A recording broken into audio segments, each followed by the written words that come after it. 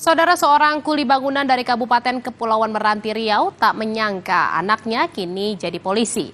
Usai pelantikan anaknya, sang kuli bangunan pun bercerita, anaknya dari kecil memang bercita-cita jadi polisi.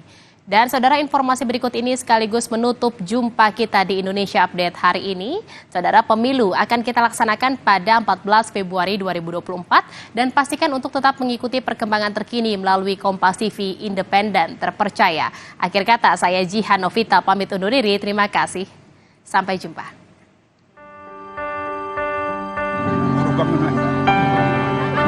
Insya Allah kalau dapat panjang, mudah-mudahan dicapai cita-cita.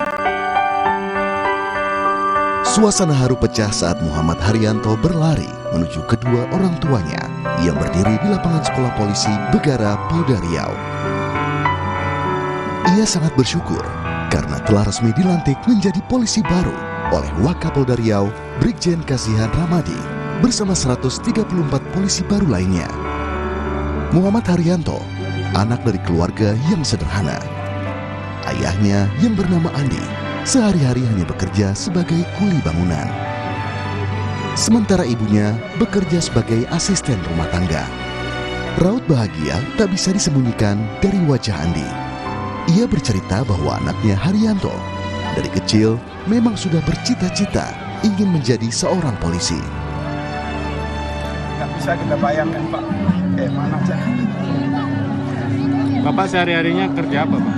Buruh bangunan, Pak. Ibu sehari-harinya kerja apa, Pak? Membantu rumah tangga. Sudah berapa lama, Pak, berprofesi sebagai buruh bangunan nih, Pak? Udah lama ya, Pak. Anaknya pernah cerita nggak, Pak, pengen jadi polisi atau gimana? Pernah waktu kecil, Pak. Supaya dia lebih baik lagi biar kepada masyarakat atau orang tua gitu. Itu yang saya suka. Orang tua Haryanto pun berharap anaknya mampu mengemban tugas negara dan menjadi polisi yang baik serta mengabdi pada masyarakat.